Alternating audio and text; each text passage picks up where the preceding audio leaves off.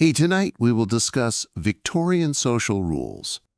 Believe me, these people once held some incredibly strange beliefs about appropriate conduct that will make your current unpleasant situations appear insignificant. Oh, and I'd really appreciate it if you liked or subscribed to these articles. I'm wondering about where you're all. Please leave a remark indicating your location and the time you are listening from. It never ceases to amaze me that people throughout the world are falling asleep to this. All right, let's return to I promise you that Victorian England will be quite the journey, so congrats. Upon awakening in London about 1850, your eyes snap open to discover. Instead of the memory foam mattress you're used to, you find yourself in a narrow iron bed frame. This one has horsehair inside and is a little bumpy and spiky. The frigid fire that was burning when you fell made the room quite cold. Just enough light remains after sleeping has faded to glowing embers to allow you to see the shadows of the nearby furnishings. Large wardrobe, a dressing table with a ceramic basin, a washstand. You hear the distant clatter of iron-rimmed wagon wheels in the little mirror. A dog is barking outside on cobblestones, and the air smells somewhere down the street of coal smoke. Coal smoke permeates every crevice in London. The subtle aroma of bergamot oil from the perfume permeates every window frame and beneath every door. Bottle that everyone is wearing on your dressing table that has a strong citrus scent.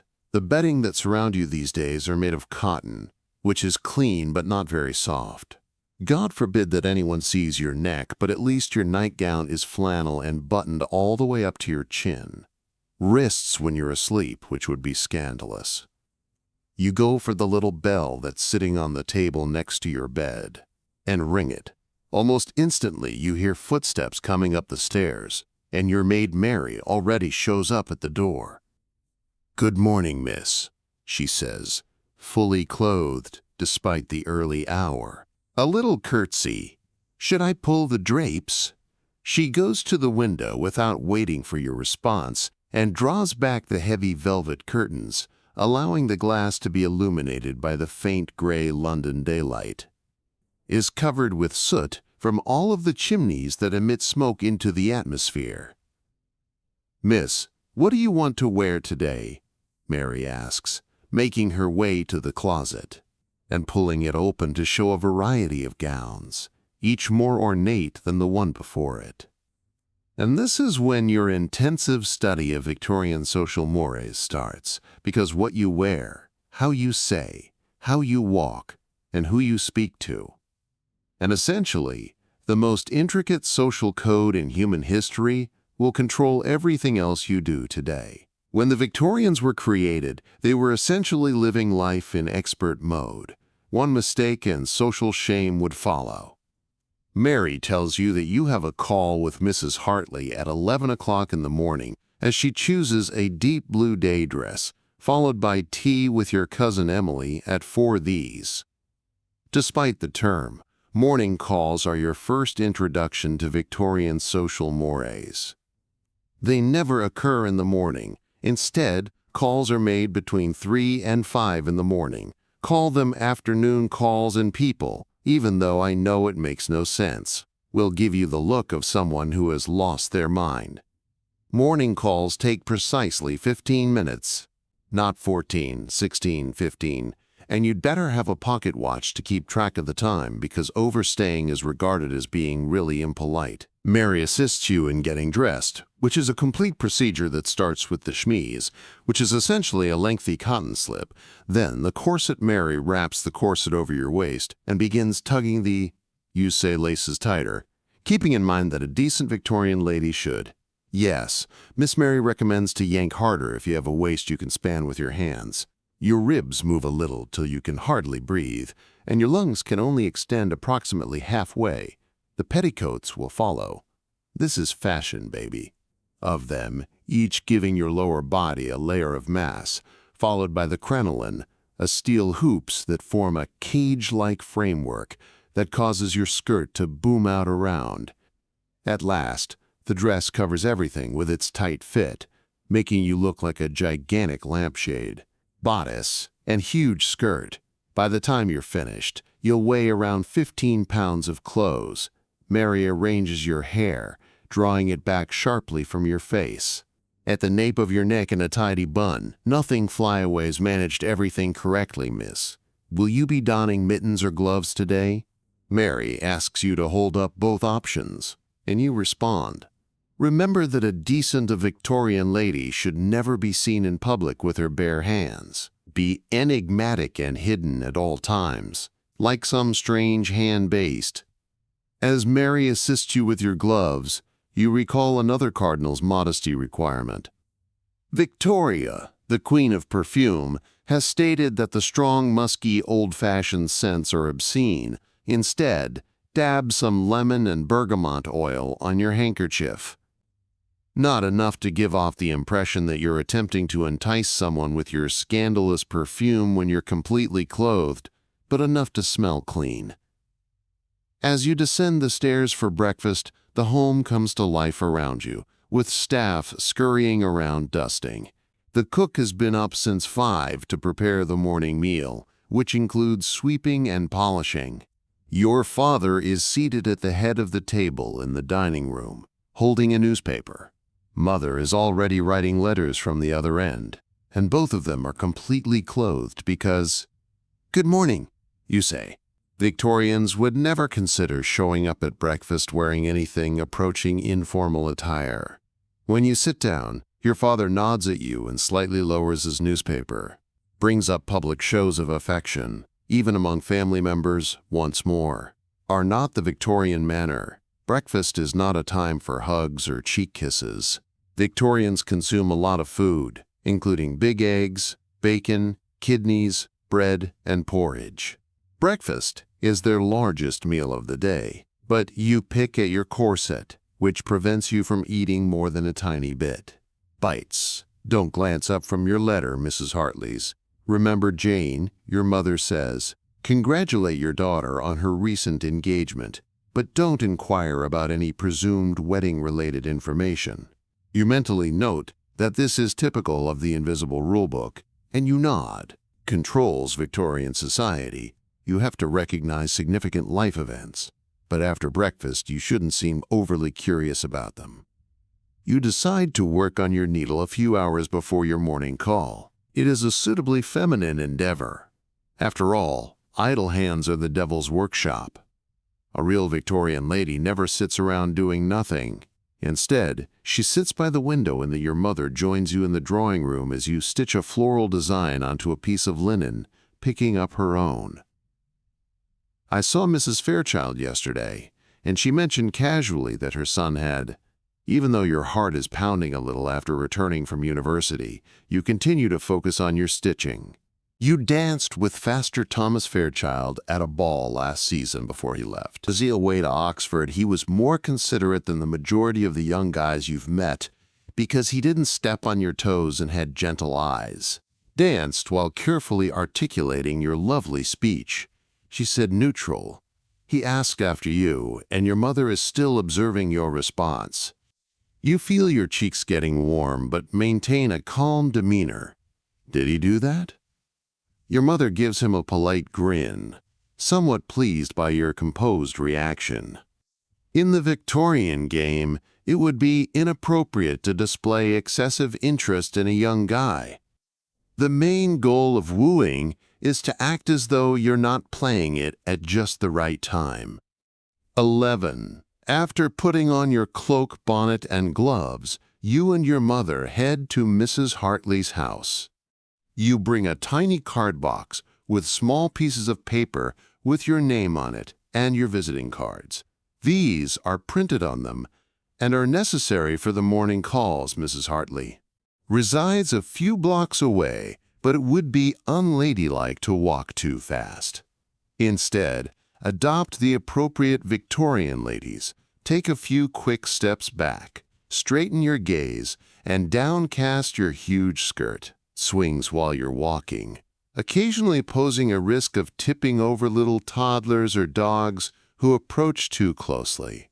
Men tip their hats as they pass you on the street, and you give them the "A gentleman would never make eye contact with strangers, not even with the smallest nod. Converse with a woman he hasn't met in person, and a woman would never converse with an unfamiliar man. You get to Mrs. Hartley's at exactly 11 o'clock. Being on time is important, because being late and being awful both imply that you don't have enough things to do in your day. The butler answers the door you hand him, which would be awkward. He places your mother's and your own visiting cards on a little silver tray and leads you into the everyone gives Mrs. Hartley and her daughter Charlotte a curtsy in the drawing room where they are waiting, but nobody gives them embraces or cheek kisses. There is very little physical contact. How kind of you to call. Mrs. Hartley motions you to have a seat and gently situate yourself on a tiny sofa. Taking note of your massive skirt, sitting elegantly in a crinoline is an art form that requires you to sit directly on the edge of your seat in order to fit the steel cage around your lower body. We're thrilled to hear your good news, and your mother tells Charlotte, who flushes suitably, "Thank you." Charlotte whispers with sad eyes, "Mr. Edwards is really nice," and that's all. You won't learn anything more about Charlotte's engagement. Her fiancé's personality, or the date of the wedding, won't be about how they met or if she loves him. They are intrusive inquiries, and Victorians don't. The weather is gloomy but not dangerous, so the talk shifts to safe subjects. Recent church lectures that were inspirational but brief, as well as a musical. The performance you all saw was successful but unimpressive. Everything is explained in the mildest possible terms. After precisely 15 minutes, the lower classes may have strong opinions. Your mother gives you a barely noticeable nod, which is your cue. Mrs. Hartley remarks, "It was so nice to see you both stand up." More pleasantries and curtsies, and then you're back on the street in the morning. Your mother remarks, "The call went well," as you make your way home. Charlotte looked great, didn't she? In Victorian jargon, you would agree. Well, that's the best compliment you can give at home. Enjoy a little meal. Then read a book that is improving in the afternoon. It shouldn't be very romantic or thrilling, but it should be a book that makes you think. At 4 o'clock, emotions are viewed as possibly hazardous for young women. Have tea with your cousin Emily when she visits your home. The custom is somewhat like the morning call. Emily is family, so it's less formal, but you still keep your posture flawless. Talk about suitable topics in measured tones, while avoiding anything that could be construed as gossip. You have a few hours before supper when Emily leaves, so you practice the piano for precisely 1 hour sufficient to keep up your abilities, without implying that you have unwarranted aspirations of become a professional musician. A family-style meal at 7. So even though you're not hosting visitors, you still dress differently. Garment that is not as ornate as an evening gown but a little finer than your daytime attire. Gown winners shift into new attire several times a day, each time with precision. Adapted to the particular social setting of the dinner table discussion is, your father talks about business in a courteous but non-personal manner. When your mother talks about her involvement in charitable work with your brother, you pay close attention and occasionally contribute. After supper, you all retire to the room where you can express your peaceful opinions. In the study, your father and brother may have cigars and brandy, but women don't drink anything. You play the piano instead of smoking, and they're stronger than cherries. For the family, or continue working on your needlework by 10 o'clock. Ready for bed after navigating another day of Victorian formality, as Mary makes you feel as though you can finally undress by taking off the layers one at a time. When the corset is removed, take another breath. "Miss, will you need anything else?" Mary, "No thank you, Mary," you reply as she assists you in putting on your nightgown.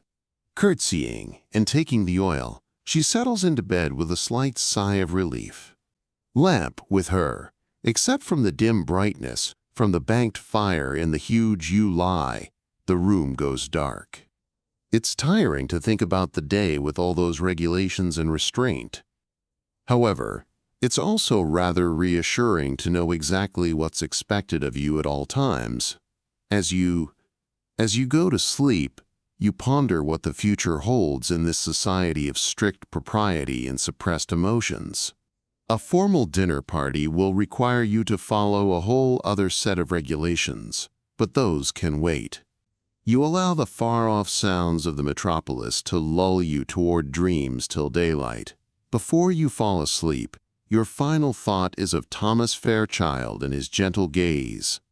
Even the slightest connection feels important in a world when so much is regulated and repressed. You're wondering whether you'll see him soon, and what intricate social dance you'll need to follow if you go outdoors. As the temperature rises, fog descends, enveloping the city in its moist embrace and casting gas lamps. A carriage glides wheels through misty halos of light on the cobblestone streets. Behind the pristine facades of innumerable homes throughout London, a night watchman is clattering the hour. Even in their fantasies, Victorians are restrained by social norms while they lie in bed. As morning breaks, you hear Mary pulling back your curtains once more. It's another day of London fog, and the pale winter sun hardly breaks through. A cup of Victorian etiquette awaits you. "Good morning," Miss Mary says. It's going to be a hectic day, so you sip the hot chocolate on your bedside table. It's crucial that you wear your morning dress today, chocolate, as Mary explains. Going to the Fairchilds' house for a formal dinner party. Yes, those Fairchilds Thomas will be there as the morning goes by quickly as your mother gets ready. Demands that you spend 2 hours practicing the piano rather than the typical Fairchilds. Mrs. Fairchild mentioned their new pianoforte, and she says it would be impolite to turn them down if she asked you to play. Another Victorian rule to keep in mind is that you should never turn down a straight request to demonstrate an achievement, but don't seem overly ready to flaunt it. It's a delicate. Usually, you and your mother go for a leisurely stroll at the local park after lunch. In fact, the cold winter air is cleaner than the air inside most homes with coal fireplaces. Cover the rooms with a thin layer of soot, and women walk down the walkways, nodding. Gentlemen raise their caps courteously to acquaintances as they pass. Remember, as you walk, your mother adds softly, "You will be seated according to rank for supper." Don't look shocked by so you acknowledge that the Victorian dinner table is a battleground. The most significant male visitor is seated to the right of the host. The most significant female visitor, the hostess, is seated on the host's right. Else is seated close to the person in descending degree of social importance. There is a clear note at the bottom of the table regarding your nighttime preparations back at home.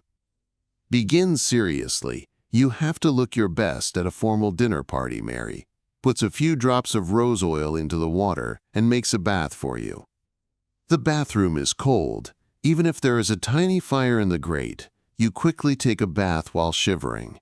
The dressing starts tonight once you step out onto the chilly floor. Complete evening gown. Your crinoline is fastened even tighter than usual, and your corset is broader, and the neckline of your pale blue silk gown with beautiful lace trim is. The maximum amount of skin that is respectable is shown below your day dress, revealing your collarbones and a hint of your shoulders. An unmarried woman can show off your hair in a fancy way. Style with a thin coating of rice and tiny silk flowers tucked between the curls. Applying powder on your face provides you a chic, light complexion without rouge, but only ladies and actors of. With your evident cosmetics and dubious morals, you look stunning, Miss Mary remarks. You hardly recognize yourself in the mirror until you take a step back to appreciate her work. You have the poise and control of a decent Victorian young lady. Your skirt is absurdly broad. Your waist is impossibly little, and your style is pain, but you have to follow the trends. Your father has set up a carriage to transport you to the Fairchilds. Walking on a chilly night would destroy your well-planned look, and you would arrive in a carriage instead of on foot. Foot symbolizes the wealth of your family as the carriage arrives outside a sizable mansion on one of the trendiest streets in London, with lights blazing from a liveried footman unlocks the carriage door at each window and assists you in stepping. The most recent modern gas lighting is comfortable and bright within the house. Convenience lights up the foyer, a maid removes your cloak to reveal your evening attire, and the butler declares your family, including Miss Jane Wilson and Mr. and Mrs. Wilson, as you enter the drawing room. Everyone looks at you, and your cheeks are flushed, but maintain a calm demeanor as you give a warm greeting to Mr. and Mrs. Fairchild, who are standing next to his Thomas. Your mother is taller than you recall, and his evening attire emphasizes. He bends perfectly with his broad shoulders, not too deeply, which would come across as obedient. He says, "Miss Wilson," in a deeper voice, without being too shallow, which would be disrespectful. "Mr. Fairchild," you respond, remembering. "How pleasant to see you again," speech with deliberate modulation. "I hope Oxford concurs with you even the slightest." Although London has attractions that are worth seeing, he smiles and thanks you. Because it's so difficult to discern with Victorians, Oxford cannot say whether he is flirting with you. As additional guests enter the drawing room, the men's praises are hidden beneath layers of formality, filled with the sound of courteous conversation, and everyone is seated. Would imply a desire to eat before dinner, which would be impolite. You see Charlotte Hartley and her fiancé Mr. Edwards across the room, maintains a respectful distance from one another without making physical contact. They may not even be involved if they don't give the casual observer any relevant looks. The butler announces that supper is ready when everyone has arrived, and then the intricate choreography of the host, Mr. Fairchild, enters the dining room and extends his arm to the highest-ranking female attendee. The hostess accepts a male guest's arm, and everyone else couples off based on status entering the dining room in a procession you are matched with. You see Thomas, a middle-aged man you've never met before, guiding an elderly woman with her head is wearing an intricate cloth turban, and the dining room is glistening with crystal. The table shines with fine china and polished silver, each illuminated by a candle. And frightening assortment of tools, including soup spoons, fish forks, and place settings. Using the incorrect utensil with dessert spoons, knives, and other items would be a social disaster, since you're not at the bottom of the table but rather approximately halfway down, which is optimistic, but neither Thomas is close to the top. He is on the other side of the die. When dining at a Victorian supper, you mostly talk to the men seated to your left and right. The man on the other side of the table turns to face you. "I am aware that you know my nephew, Miss Wilson, Charles Pembroke. I think you danced at Lady Hamilton's ball last season. If you look it up, you did. He trod on your feet 3 times while speaking only to Mr. Pembroke. Regarding his horse, you are correct when you claim that Mr. Pembroke is an talented dancer spoke a little white lie during the meal to promote social harmony. Goes through several courses, each with its own unique flavor, including soup, seafood, meat, game, and dessert. Using the proper tools and a set of serving customs, you cautiously take little bits. Even when she is starving, a lady is never observed to eat a lot while chewing silently. The topics of discussion at the table are carefully balanced between politics, religion, money, and interesting yet unoffensive topics. And personal matters are absolutely prohibited. Instead, individuals talk about recent weather, travel to appropriate locations, and theatrical performances and exhibitions at the Royal Academy. When your eyes meet in France or Italy, you see Thomas observing you from the other side of the table. Swiftly averts gaze in this society of strict social norms, even eye contact can be full of significance. Following dessert, the most gendered custom of the Victorian dinner party is Mrs. Fairchild's captures the attention of the most important female visitor and gets up from her chair. This indicates that all of the women should vacate the dining room, leaving the males to enjoy their cigars and port. Following the women's procession back to the drawing room, you can see how gender segregation has several uses. In Victorian culture, males were able to talk about things like business and politics. It allows women to use the chamber pot, if necessary. Considering that the voluminous skirts make it difficult to use the restroom frequently and it maintains the myth that women are too sensitive to be around cigars and heavy drink, the women form chatty groups in the drawing room. Mrs. Fairchild guarantees that Charlotte is seated next to her fiancé's mother, a sign of consent to the impending marriage. "Miss Wilson, will you play for us?" Mrs. Fairchild inquires, pointing to here it is, the dreaded request. "You can't refuse, but," said the pianoforte in the corner. "Additionally, you must avoid coming across as overly eager." "If you wish it, Mrs. Fairchild," you say. "Nevertheless, I'm sure there are more talented musicians performing crap." You go to the piano as Mrs. Fairchild adds, "We've all heard of your talent." On the tiny bench you play on, arrange your huge skirt as best you can. Mozart's composition is technically difficult enough to demonstrate mastery, but not so flamboyant as to come across as ostentatious. Your face is arranged in a little smile with no grimacing when you finish, the ladies compliment you for swaying to the song that would be deemed too sentimental. You return to your seat with your hands trembling a little, after courteously acknowledging their approval with a modest nod. However, nobody observes that a perfect Victorian lady never displays anxiety for half of. When the gentlemen joined the ladies an hour after they had left the dining room, the scent of cigars permeated their clothing, possessed bright cheeks from the port, and the older guys sit in seats while the younger ones move around. Thomas walks over to your side and stops to say hello to the woman. A few other guests first, to prevent coming out as overly eager. "I liked your..." When he finally gets to you, Miss Wilson, he says, "Miss Wilson, was it not..." "Yes," you respond, and you play his sonata in C major with a lot of emotion, he says. Naturally, you smile a little and express gratitude for the prompt but suitable restraint. "I am aware that you are a classic student at Oxford, Mr. Fairchild." Thus comes the meticulously regulated Victorian form of flirtation. Discussion of impersonal subjects with deeper meanings concealed in the text. You talk about books and nothing else. Art shouldn't be too avant-garde, and romantic music shouldn't be very passionate. When you're evaluating each other, is she smart? Is she literate?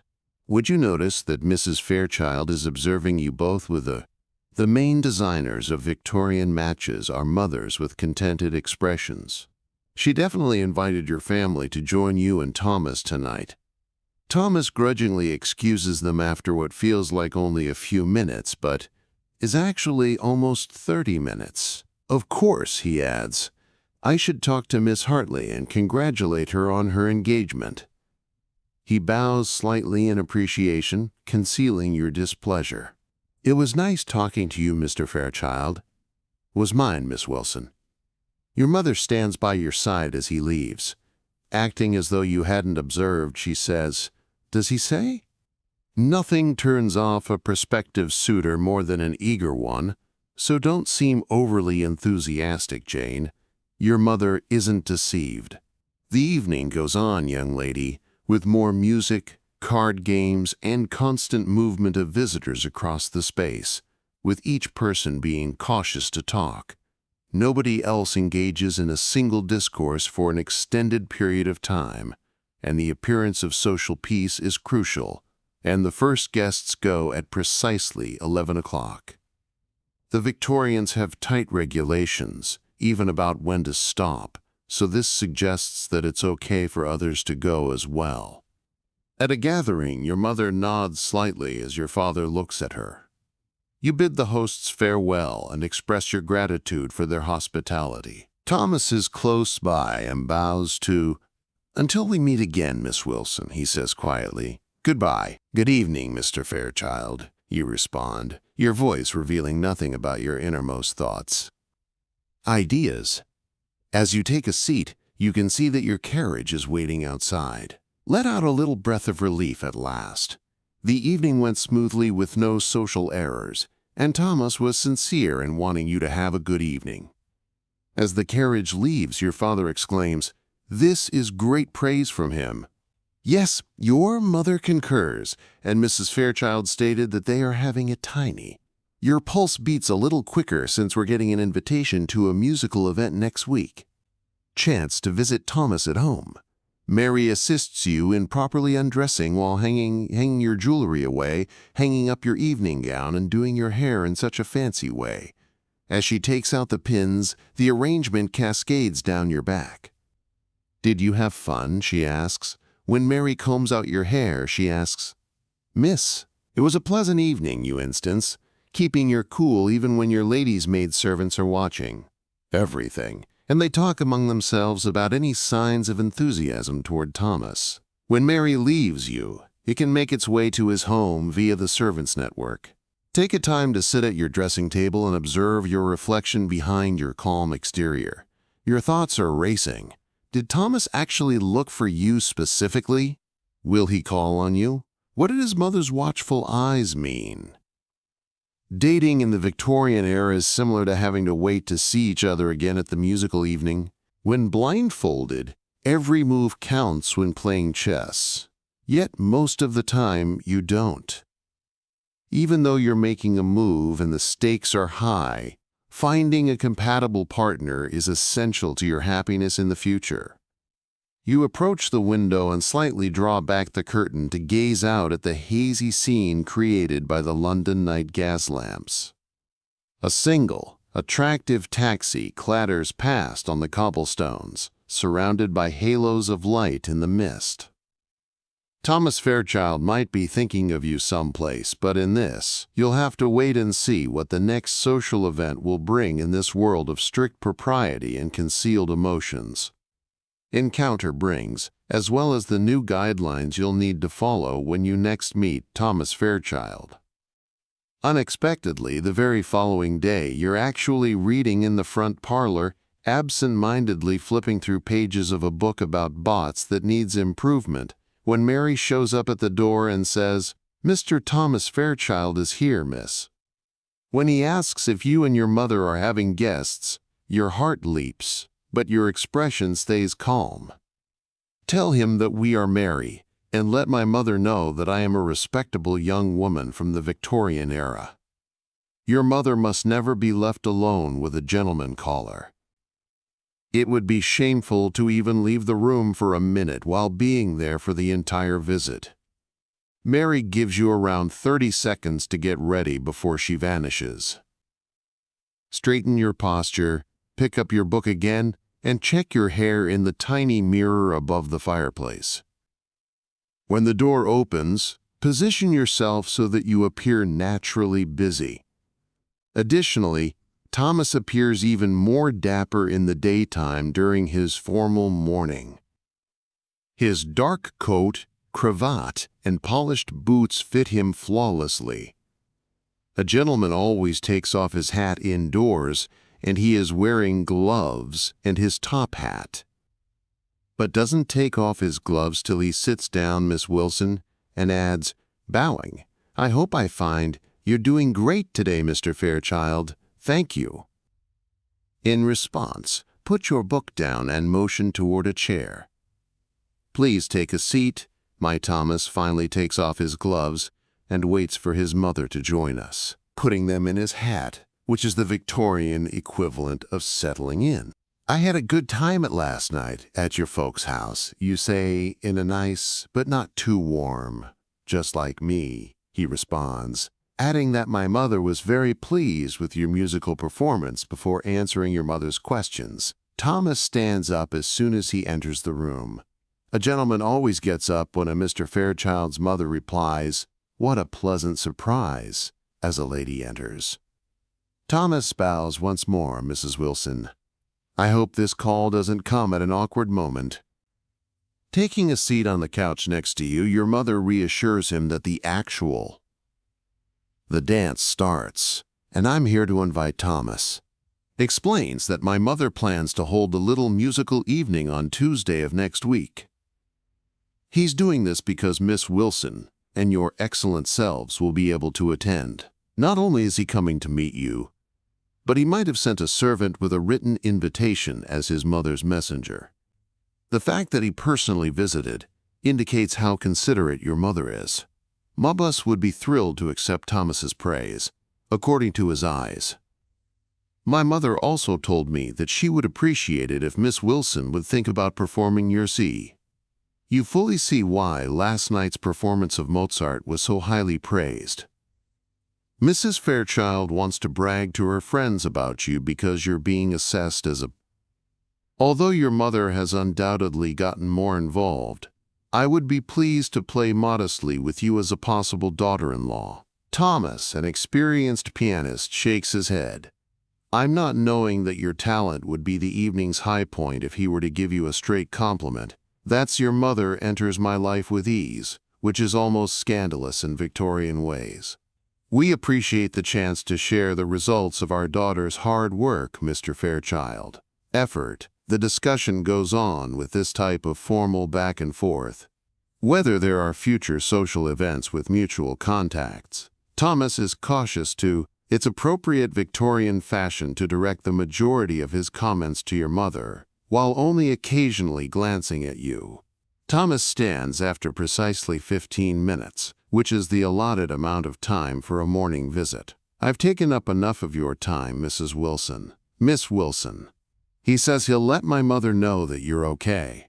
Your mother is very happy when she rings for Mary, who seems to show Thomas out. He bows to both of them, his gaze staying on you for a brief time longer than absolutely required. Your mother looks at you contentedly as the door shuts behind him. Well, she says, it seems the Fairchilds are interested in you, and you attempt to appear only slightly happy. Mrs. Fairchild is gracious enough to invite us to her musical evening, which your mother hosts. You have a knowing expression. Mrs. Fairchild didn't just call on us, did she?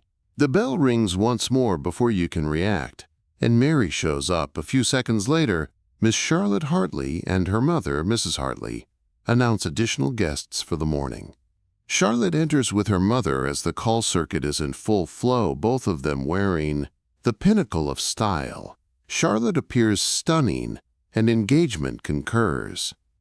Charlotte seemed to lean forward a little after the customary greetings. With eager eyes, she asks, "Have you heard about Mrs. Pembroke?"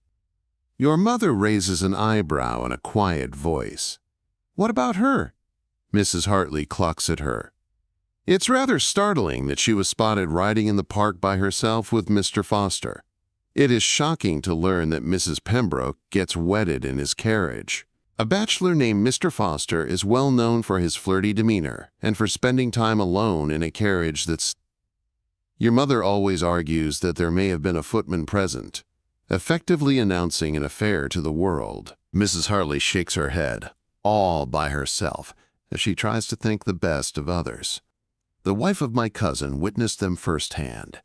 This is how reputations are ruined in a woman.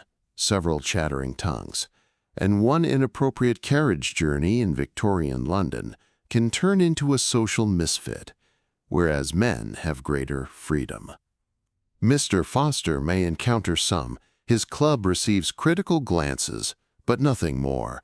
The double standard is still in place in 1850. The topic of discussion shifts to Charlotte's wedding preparations, which are going well. She will get married in 3 months. After the church ceremony, the wedding brunch will be held at the Hartley's house while her trousseau is being made. When you see Charlotte's true happiness, you get a little jealous. But anticipation. Will you soon be organizing Thomas Fairchild's wedding? Or is that overanalyzing a straightforward social call following the Hartleys? Unfortunately, you have just 1 hour left before your next charity committee commitment. At the vicarage, wealthy women are expected to participate in constructive organizers' aid for the ill and impoverished. It is regarded as a suitable outlet for compassion and feminine energy. The meeting is boring but essential, and a dozen other well-off women talk about clothing and winter blankets for the underprivileged soup kitchens. Donations. The vicar's wife records them and gives you volunteer work to undertake. Gathering used clothing from multiple homes is a worthwhile endeavor that will enable you to purposefully make morning calls following the meeting. Together with two other young women who live nearby, you make your way home. Did you hear that it eventually leads to engagements and maybe matches? When one of them, Emma Parker, returns from Oxford, Thomas Fairchild asks informally as well, "In passing, I think I heard you say, Emma, keep your voice neutral despite the sudden tightness in your chest in this sentence." Has always had a thing for Thomas, and according to my mother, Mrs. Fairchild is having a... Emma continues, "We have been invited to a musical event next week. Will you be there?" "Yes, we too received an invitation." In your response, you fail to mention that Thomas personally delivered it, which makes Emma grin. Tightened a little, "How beautiful you are, maybe you'll play for us." Completed at the piano, you acknowledge that Mrs. Fairchild did ask for a performance. Sarah, Emma's other friend, joins Thomas, who has always enjoyed music. The connotation is obvious when you recall his turning pages for the pianist at the Johnson's Ball last season. Thomas Fairchild is viewed by these young women as a possible partner. In Victorian London, there is intense competition for eligible bachelors, particularly for one as attractive and well-positioned as Thomas. You're worn out from keeping your cool by the time you get home. Nevertheless, the continual attention to detail demanded by Victorian social norms is exhausting. You have to carefully regulate every phrase, look, and motion you make. Just enough time to change into a new outfit and hairstyle for dinner. It's just the four of you tonight before you join your family at the table. James, your brother, and you are all in good spirits. James has been at the gender gap in Victorian society allows him to spend his entire day in his club mingling with other young, well-to-do guys. Freedoms you can only imagine, including the ability to come and go as he pleases and partake in sports, politics, business, and even solo travel. "I saw Thomas Fairchild," James says nonchalantly as he eats his roast beef at the club today. You take a little, ladylike bite of potato while maintaining eye contact with your dish. Did your father indicate that the Fairchild's family had a solid reputation and ancient money? James keeps looking at you as Thomas says he called here today to invite you to a musical performance. He was present this morning, according to what his mother is arranging. James, a very proper young man, smiles and asks a lot of questions about you. You can't disguise your interest, Jane. Did he want to know if you enjoy reading, regardless of whether art exhibits pique your attention?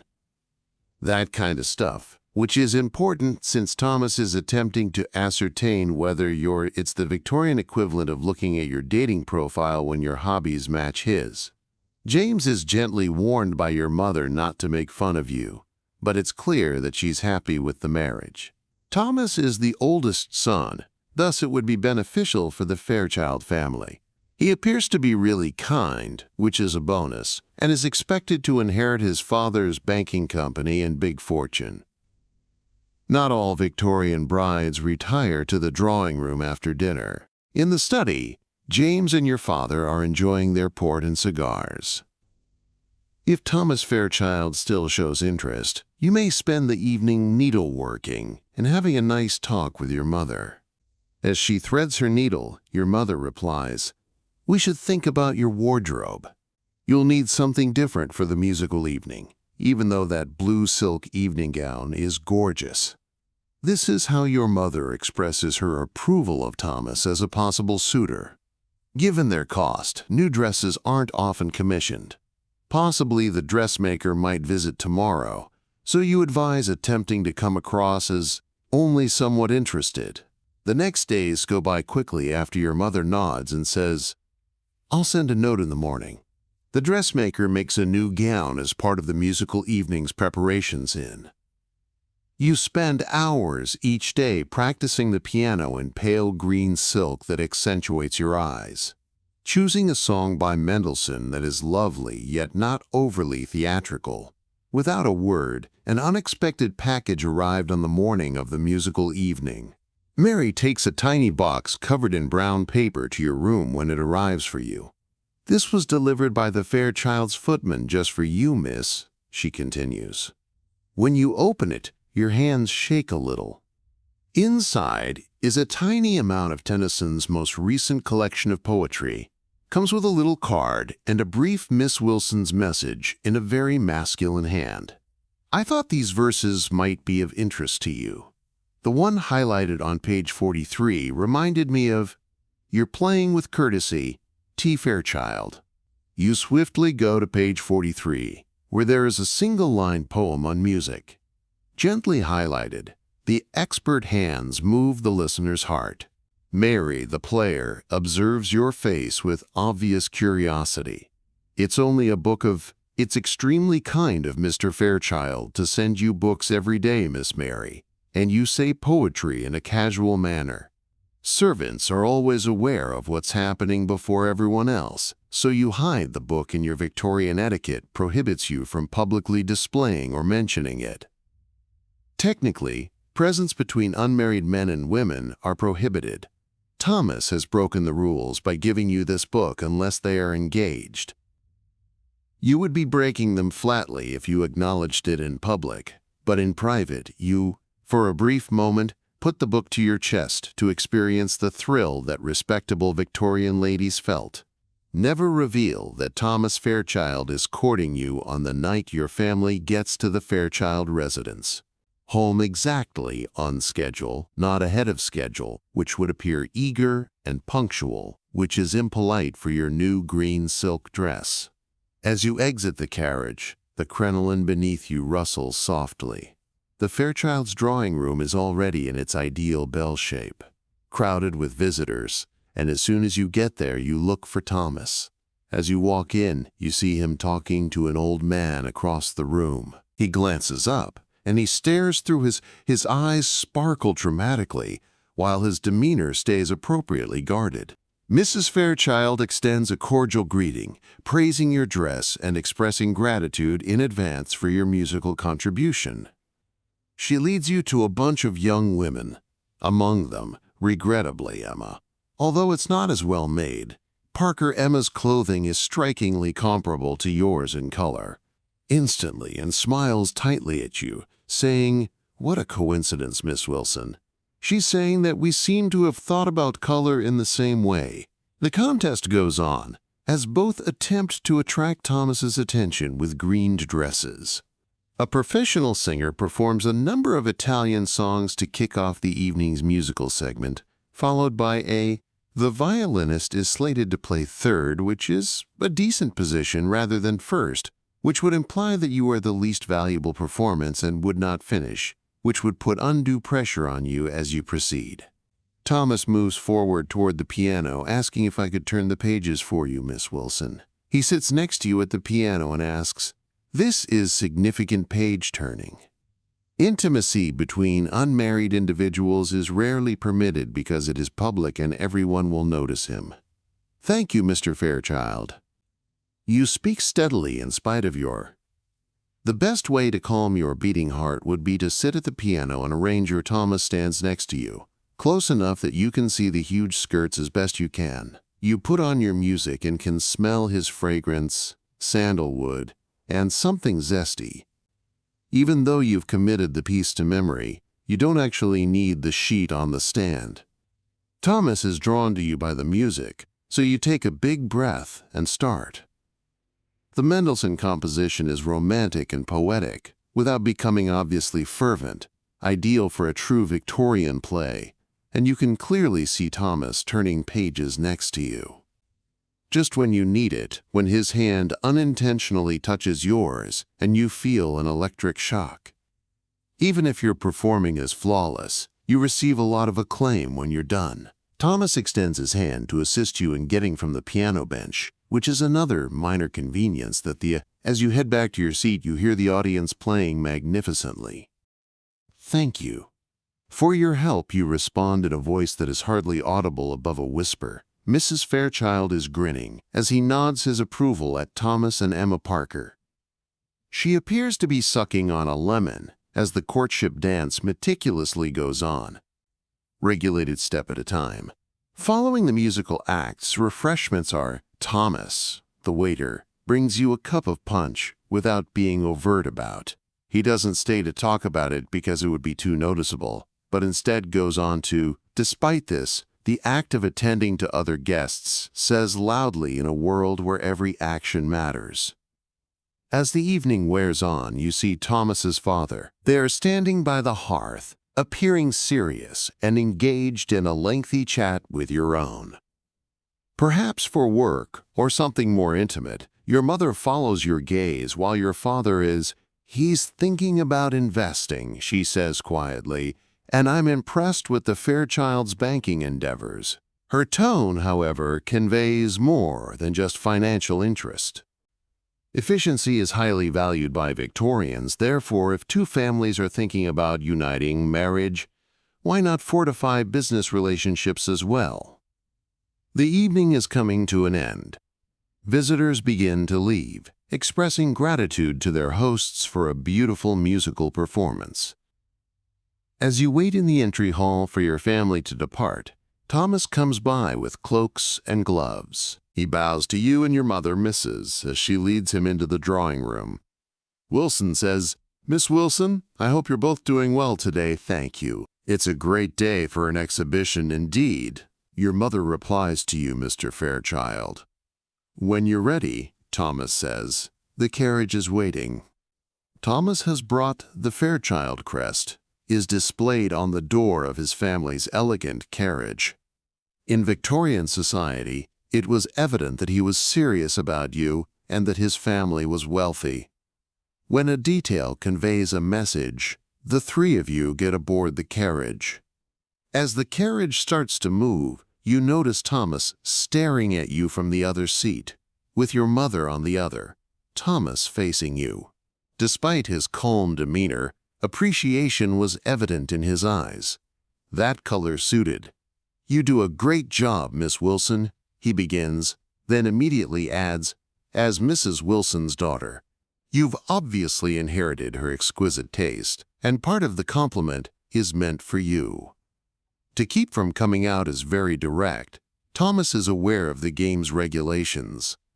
"You're a very nice person, Mr. Fairchild." In response, lowering your gaze humbly, the carriage passes past. Thomas highlights some fascinating sights in London's bustling streets leading to the Royal Academy, websites along the route that respond to his remarks, mostly directed at your mother, but occasionally glancing at you. Thomas pays for your admission at the exhibition, which is very appropriate. Declaration of intent, as you browse the galleries and take in the historical, landscape, and portrait paintings. The show is packed with stylish individuals, many of whom you may recognize from other social gatherings.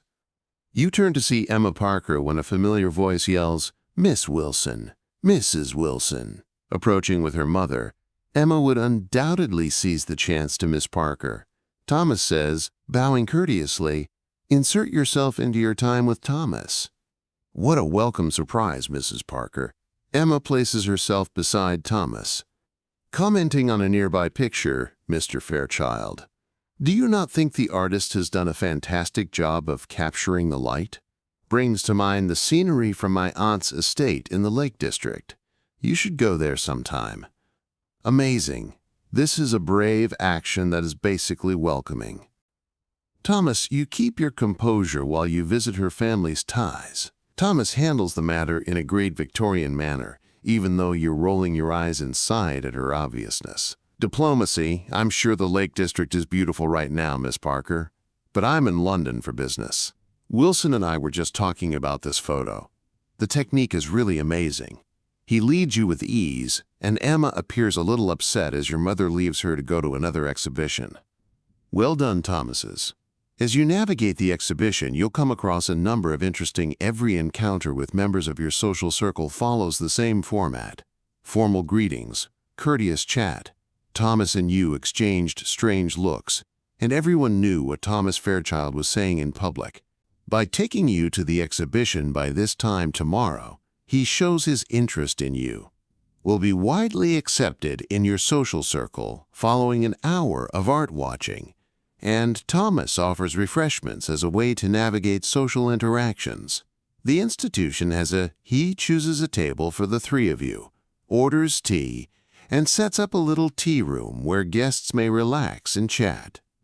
As you eagerly await your tea, Miss Wilson Thomas remarks, "Cakes. I hope you're enjoying the exhibition." Fairchild, you respond that Mr. Turner's recent creations are especially striking. With a hint of sincere joy, he continues, "I thought you might appreciate them." Your brother stated that you like painting yourself via his appropriate facade. You say modestly that a decent Victorian lady might pursue this as an amateur. Thomas remarks, "I'd like to see your work sometime. I have artistic hobbies but never professional aspirations." Then looks at your mother with your consent. Naturally, Mrs. Wilson, your mother gives you a nod of approval. Jane has multiple. We have paintings in our drawing room that you might want to look at when you come back. Your mother is. The courtship is going well, and Thomas has been specifically invited to call again. Conversation is momentarily interrupted when you take a sip of your tea.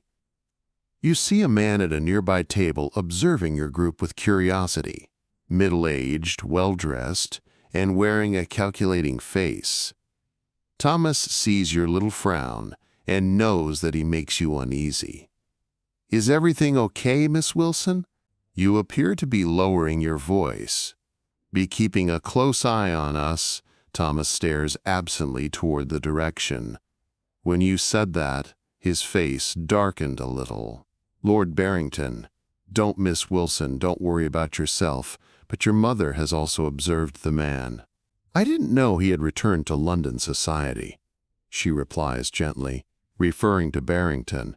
Something in her tone makes you wonder whether you recognize him. Your mother and Thomas exchange glances.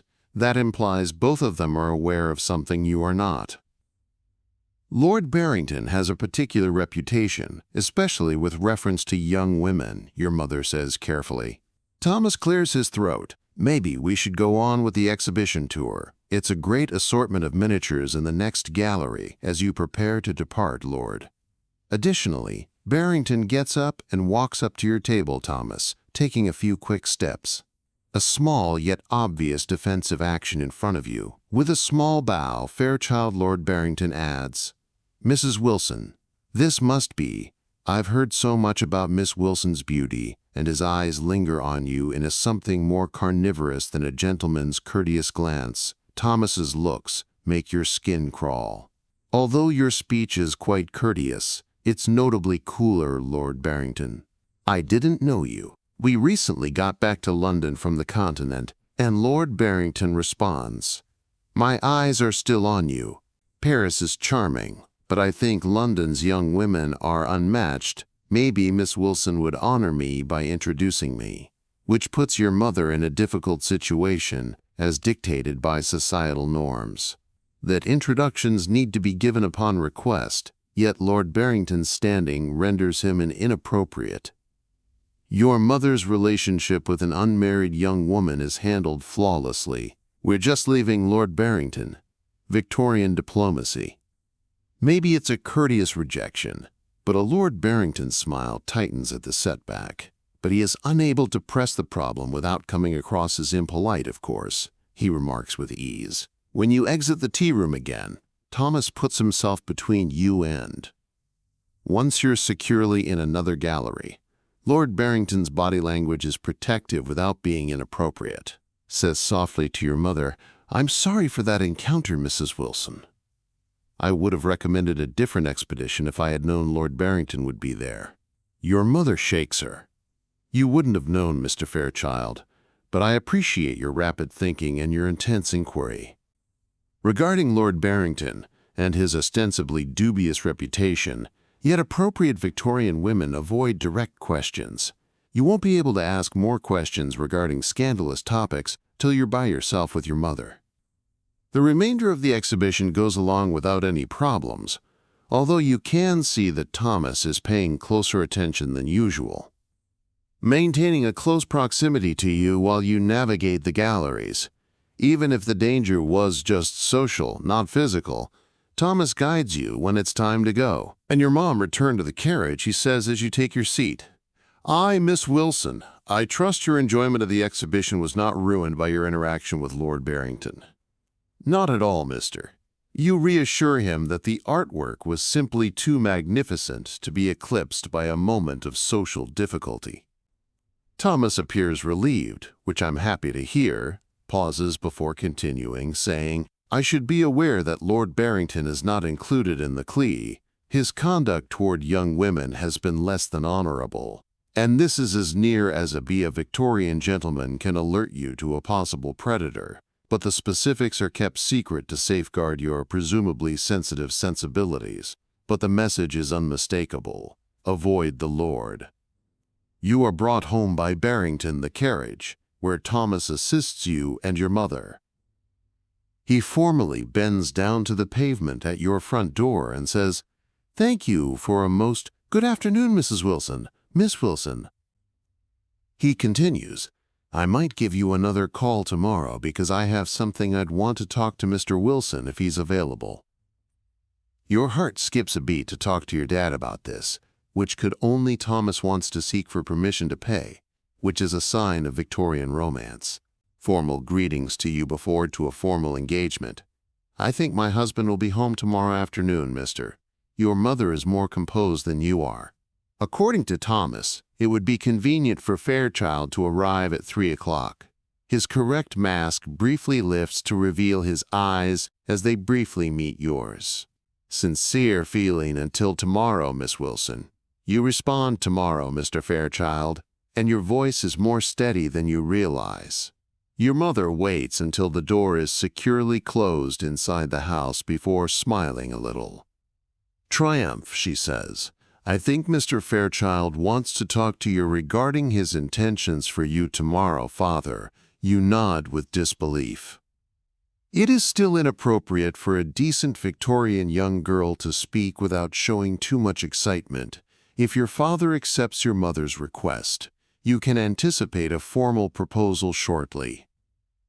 Want to talk about your trousseau, the assortment of clothes, linens, and the Victorian equivalent of a hope is the personal belongings a bride carries to her wedding. Chest planning indicates that your mother believes your engagement is certain. Yes, mother, you answer. Making an effort to look calm, your brother James comes home, just then entering the foyer with a burst of chilly air and male vitality. Jane, he says, looking at your red cheeks, you seem to have good news. Has Fairchild proposed yet? James, your mother chastises you about things that aren't talked about so openly, but, Mister, I went to the Royal Academy with your sister today, and Fairchild Will James grins. Congratulations. I'll be calling tomorrow to talk to your father. Little sister Fairchild is a decent man with strong morals, but perhaps a little somber. This is great praise from your brother, and he hasn't asked you to marry him yet. Even though the idea makes your heart sing, remind them both that it's just a formality. The entire town knows he's sweet on you, James says, taking off his gloves. Speaking of local rumors, have you heard of the trouble caused by Lord Barrington's return? There was quite a stir at the club, and your mother's face tightened when we saw him. Unfortunately, James seemed worried by the exhibition. Did you meet Barrington? Talk to Jane. Your mother assures you that Mr. Fairchild handled the matter well. But maybe you could tell your sister about the standing of Lord Barrington. Naturally, James nods in understanding when your mother has said the right words. He turns to you, Lord Barrington, after being left to talk to the housekeeper about dinner. He explains plainly that he is what we gentlemen call a rake, pursuing young women with dishonorable intents. There was a significant controversy last season about the "nothing has been confirmed," but Matthew's girl's reputation has been damaged, and she has been sent to family in Scotland. This information is startlingly straightforward. There were occasions when Victorian Norm's brothers took it upon themselves to caution their sisters about risky males, circumventing the customary boundaries of discussion. "Thank you for instructing me to avoid him, James," I see you say gently. Suggests that after you're engaged to Fairchild Barrington, you won't dare approach, but I doubt you'll have to worry about it for very long. The idea of being engaged to Thomas makes you feel even more excited. You were just a young woman in London society less than a month ago, but now you're awaiting a proposal from one of the town's most eligible men. The remainder of the day is spent going through the motions in a daze of expectation. Regular activities, such as practicing the piano, working with needles, and having supper with your family. But your thoughts keep going back to tomorrow and what might occur that evening as Mary assists you in getting ready for bed after observing your distraction. "Exciting day, miss?" she asks as she brushes. "You claim that your hair is just an exhibition at the Royal Academy." Keeping the pretending that nothing out of the ordinary is occurring, Mary smiles with knowledge. Will Mr. Fairchild give you another call tomorrow afternoon?" Mary's eyes enlarge as you confess that he wants to talk to my father. "Oh, miss, that's great news that he hasn't proposed yet." You can't help but remind her. Mary smiles and says it's just a question of time. "Everyone in the house knows he's fond of you, cook, so you put down the brush." Reveals that she will prepare your favorite cake for tea tomorrow to celebrate. It appears that everyone is looking forward to a suggestion to everyone, with the exception of you, who must act like a respectable Victorian young woman. To be taken aback and overcome when it eventually occurs as you get into bed. Thomas will talk to your father tomorrow if your mind is too busy to sleep. If your father gives his approval and you have no cause to doubt it, Thomas will be allowed to formally propose to you, which you will accept following a suitable display of astonishment and deliberation, after which you will get engaged, which in Victorian times is a severe issue as opposed to broken engagements and casual encounters. Once you understand that the Victorian era might harm reputations, especially women's, unless something really scandalous comes to light, you're basically committed to Thomas's proposal. You believe, according to what you know, Thomas Fairchild is a good-looking intellectual man. Family with good financial standing, he shows you respect and appears sincere. By Victorian standards, he's almost ideal and interested in your ideas and hobbies. But what about love? Victorians are wary of fervent love as a sign of marital compatibility and respect for one another. Origins and beliefs are thought to be far more crucial for a romantic relationship to succeed if any development should occur after marriage, not before. But you are unable to stop it, hoping that when Thomas walks into a room, the warmth that permeates the space causes your heart to race. When he looks at you, it may be the start of something more than just a good fit. The gas lamps outside your window illuminate the peaceful street with their yellow glow. In the distance, a dog barks, while a carriage passes over cobblestones. Meanwhile, in his family's townhouse in London, Thomas Fairchild might be sleeping as well, contemplating the future. The inquiry he intends to ask your father in the morning arrives too soon. Enough that you take additional care to wear a pale blue Thomas morning dress once. That he liked the color of your hair and how Mary styles it to accentuate your best features while still... Despite his appearance of restraint, your father works from home this morning, which is unusual and indicates that he sits in his study going over files in anticipation of Thomas's arrival, yet you can see that he's wearing his finest waistcoat and has... Nobody talks about the stressful situation of a fresh flower in his buttonhole meal. Thomas's upcoming visit, yet it lingers, causing casual conversation to challenging. Your mother talks to your father's housekeeper about food planning. Pushes food around your plate while reading his newspaper because you're too anxious to eat. You and your mother withdraw to the drawing room at exactly 5 minutes to 3. According to Victorian etiquette, you should seem composed and busy when Thomas doesn't show up at the door with excitement, you pick up your needlework. Your mother sits close by, even if your hands are too shaky for delicate stitches. Pretending to read, but really observing you with a mix of joy and pity, the clock strikes 3. The butler's deliberate steps and the sound of talking can be heard as the doorbell rings. It is confirmed when Thomas is seen in the hallway to your father's study rather than the drawing room where you wait. He's arrived to formally court you, and now comes the most difficult part. Waiting, a good Victorian lady doesn't linger outside doors or listen in on private conversations. Talks, regardless of how much she wants to hear what's being said. You must calmly concentrate on your needlework while acting as though your future isn't. 10 minutes later, 15 minutes later, your stitches are getting bigger and bigger. Unevenly, your mother stops pretending to read and instead keeps an eye on the time. Ultimately, the study took what felt like hours, but was probably only 20 minutes. Your father's voice can be heard when the door opens. And then you hear Thomas's footsteps coming up Your father enters the drawing room first, his face unreadable, and Thomas follows. Despite his flawless appearance, he appeared unusually uneasy. Kindly, your father tells your mother, "Mr. Fairchild wants to talk to Jane about it. Maybe we could give them a little time." Your mother arches an eyebrow. Unmarried couples with extremely erratic schedules are never left alone together, even in their own homes.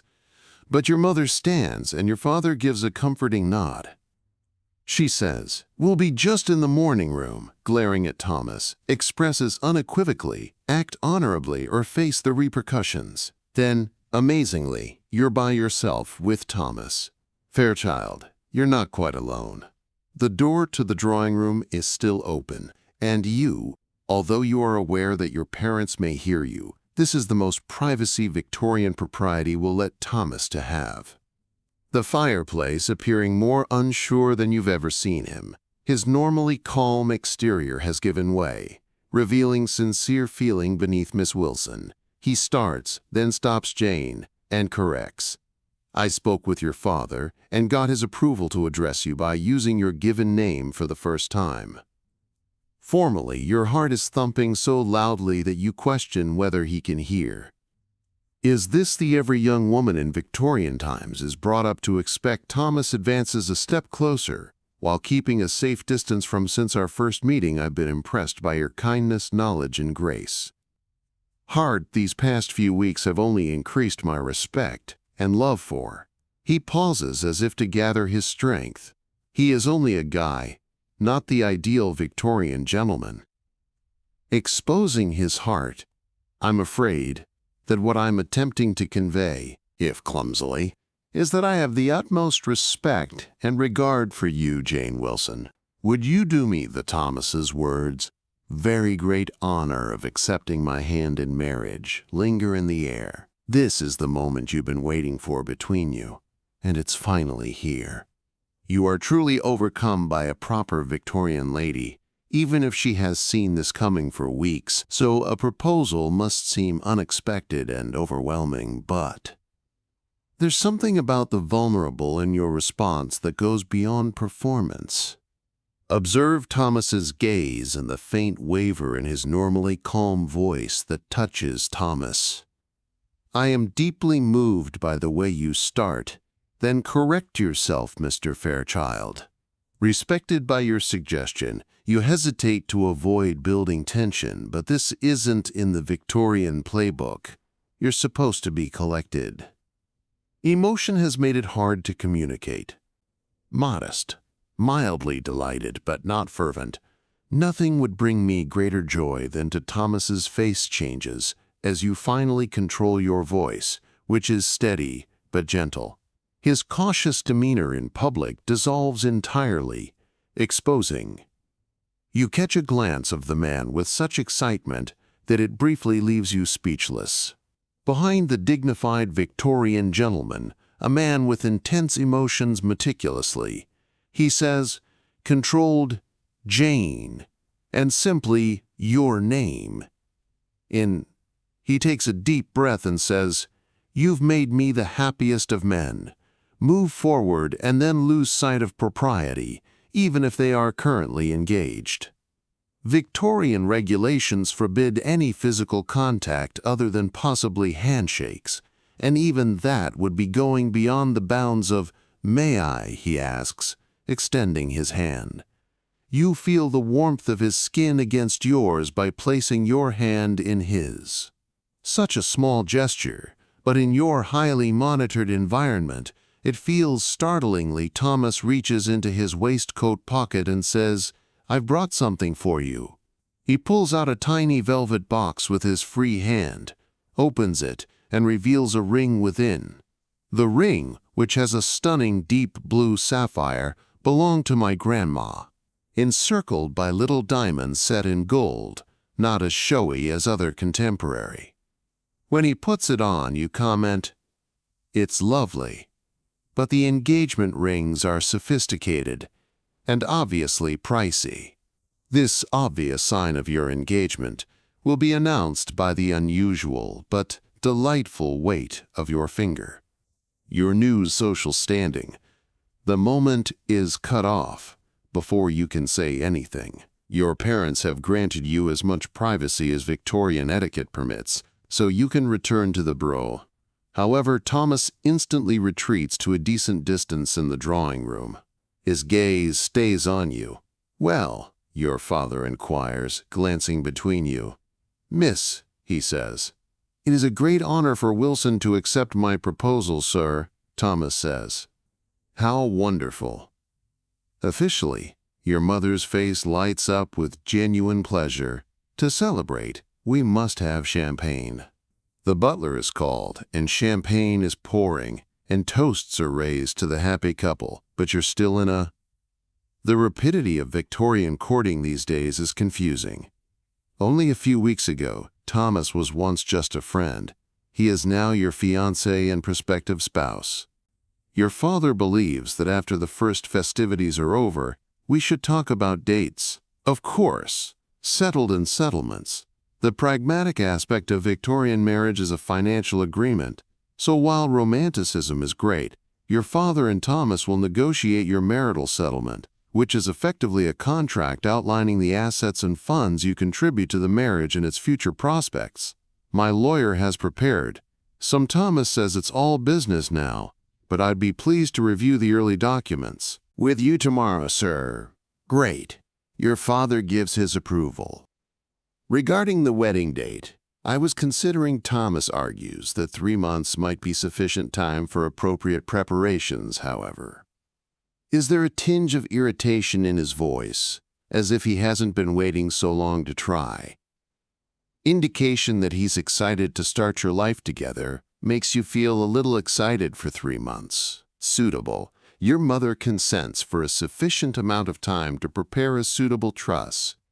However, engagements shouldn't be too brief to avoid social chatter, which is another Victorian norm, implying necessity or impropriety, or being overly lengthy to imply hesitation or issues. 3. Thomas stays for dinner, his first meal as your official, and the months are just right. Fiancé. There is a new warmth between your families, and the talk flows naturally. Plans are formed, dates are discussed, and futures are imagined. You catch it all. Thomas is looking at you in awe, as though he's still processing the information. His good fortune, he bows over your hand and holds it as he eventually departs. He continues, "Maybe a little longer than strictly appropriate until tomorrow, Jane." Gently, till Thomas responds tomorrow, taking pleasure in the novelty of his given name on your. So the following 3 months are filled with hectic planning, and your engagement is revealed in the newspapers, phone calls and cards are flooding in, and your mother and Mrs. Fairchild meet regularly to organize as your days are filled with fittings for your wedding, plan the breakfast and other details. Trousseau, the vast collection of clothes a bride carries to her wedding, including morning gowns, walking attire, riding habits, evening gowns, and afternoon dresses, shoes, shawls, bonnets, gloves, and dressing robes. For at least the first year of marriage, a well-dressed Victorian wife might require. Then there is your wedding gown, which is the most significant piece of clothing in your life. It is all white. Of course, when Queen Victoria married Prince Albert, she popularized white bridal gowns and yards of silk and lace that is enough long to make an impression without being overtly showy.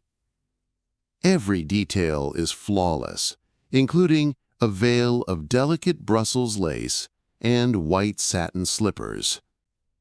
Your hope chest is stocked with napkins, tablecloths, bed linens, and handkerchiefs. Even before you knew who your husband was, you had spent years preparing for this day by sewing many of them yourself. You meet Thomas frequently, but never by yourself, in between preparations.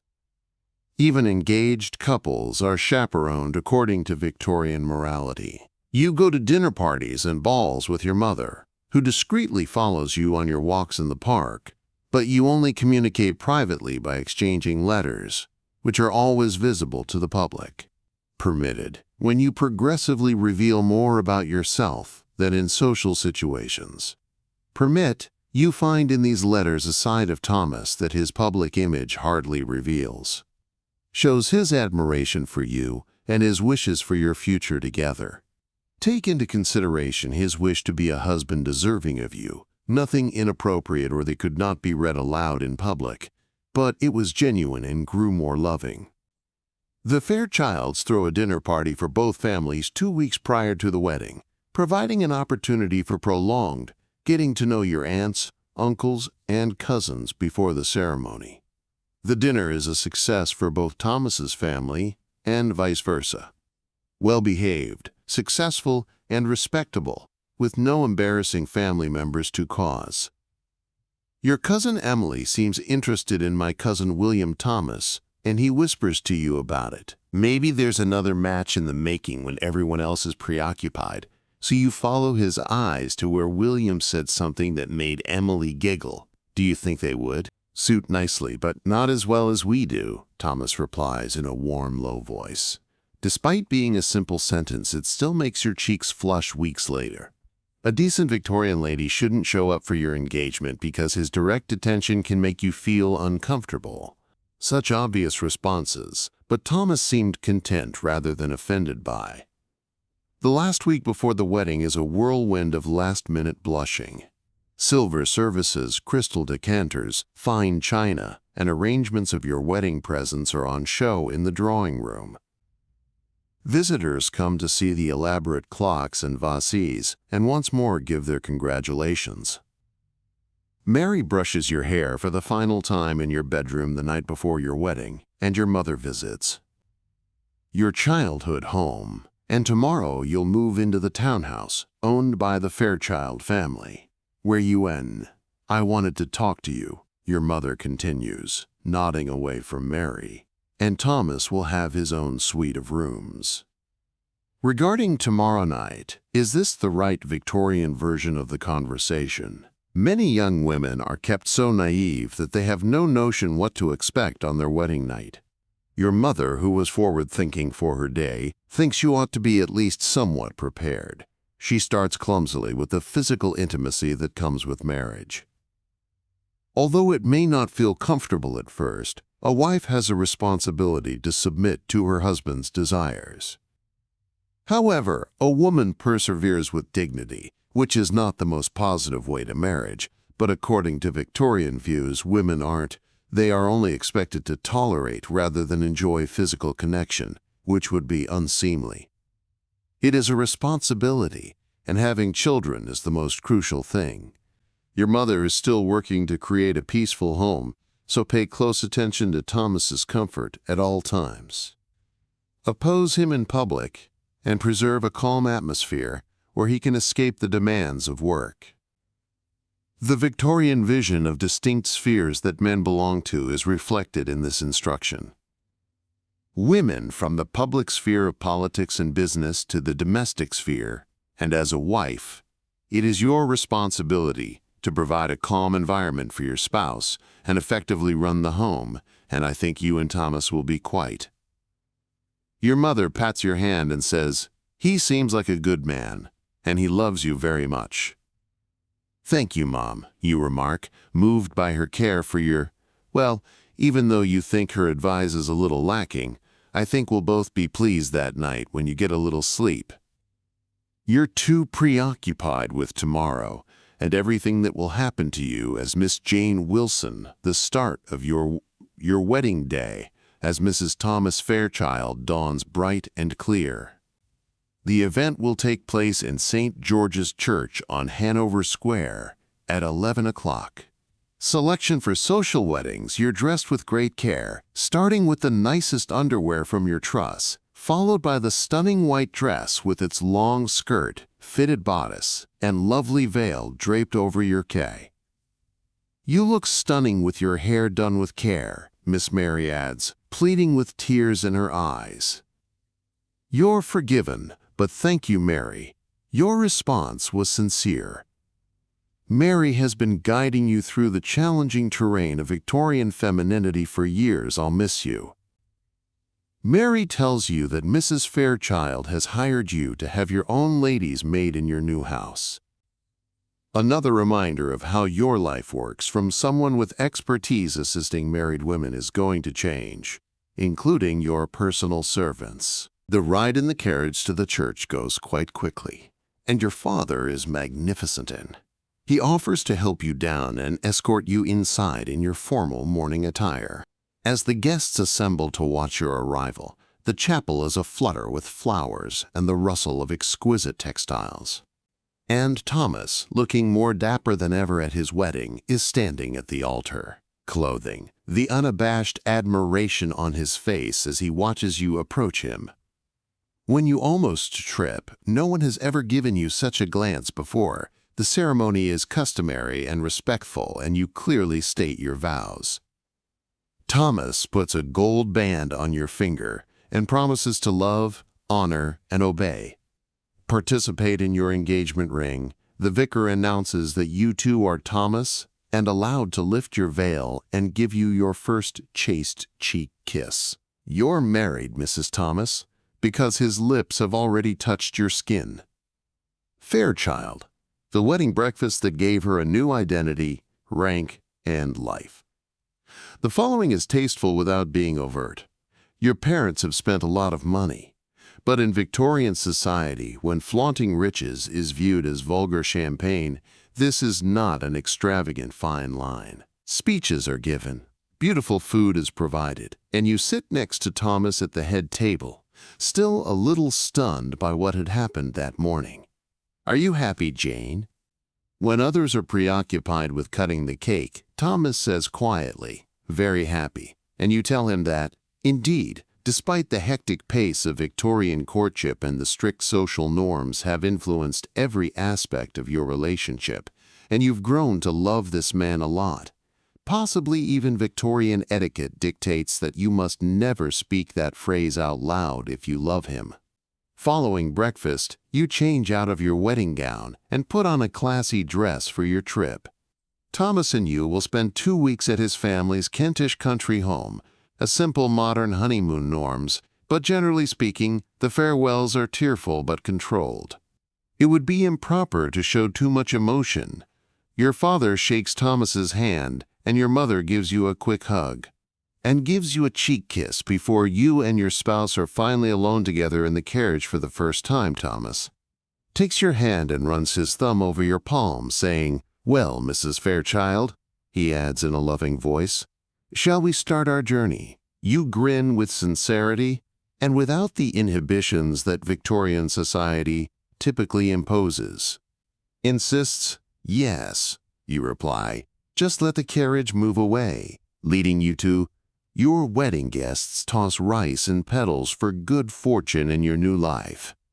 And fertility, the uncharted realm of marriage, its difficulties. Victorian civilization has strict regulations for the pleasures of its private discoveries. Wives are expected to manage their households well and supervise servants, just like single women are. Receive social calls, take part in suitable philanthropic endeavors, and finally, with God's grace, become a mother. Propriety and expectancies will continue to limit your world, yet as Thomas's fingers entwine with, you can't help but sense it, as his warm, promising eyes meet yours. Within those limitations, you and Thomas may be able to work out a collaboration, not only for practicality or social acceptance, but also out of true love and with reverence. The carriage travels through the streets of London in the direction of Kent Road. Thomas identifies landmarks along the route, and his voice becomes enthusiastic in a way you don't often hear in public. You reply with remarks of your personal enjoyment of this newfound freedom to communicate without chaperones listening to everything you say by the Cymry. When you arrive in the countryside, the undulating hills of Kent are twilight. The fields are covered in lengthy shadows from the hedge, which is bathed in golden sunshine, calm after the hustle and bustle of London, with the aroma of spring flowers filling the air. As the carriage turns onto a tree-lined driveway, Thomas remarks, "I'm almost home. One of our residences, and if it works for you, we'll split our time between London and here. Fits me perfectly." You reassure him that he is thrilled that he wants your input. A lot of Victorian husbands just tell instead of consulting the wives of decision-makers, the house appears. Not a magnificent palace, but a handsome, warm red brick rural home with white-trimmed windows. Its lights gleam warmly in the encroaching twilight. As the carriage stops, servants are waiting at the door to welcome the new lord and mistress. Thomas gives you a handshake. Warmly welcome Jane home, and in spite of all the Victorian regulations and limitations society, in spite of the hectic courtship and the unknowns that await you, feel like this is the place in life where you belong with this man. Together, you will construct. The butler unlocks the carriage door, and Thomas descends. His hands at your waist are sure and powerful, and he first turns to assist you in descending. For a brief while, he lowers you both, and you stand side by side in the bright sunset light, free from the stringent guidelines for courtship. Should we approach Thomas to offer his arm? Yes, you say, "Let's go," as you put your hand on his arm and feel his firm warmth beneath the soft wool of his coat. Together, you ascend the stairs to your new life at home, leaving behind the limitations of Victorian single womanhood and entering the new but equally complicated realm of there will be new regulations to follow and new standards to fulfill in a Victorian marriage. But together, you will confront them and discover your own contentment inside the framework that society has erected around you. Softly descends over the Kent countryside while stars gradually emerge in the. As you and Thomas enter your new house, the sky turns a deeper shade of blue. The unknown but promising future is ahead of you, and with that close proximity eyes then fall asleep, allowing the sounds of Victorian London to fade into your dreams.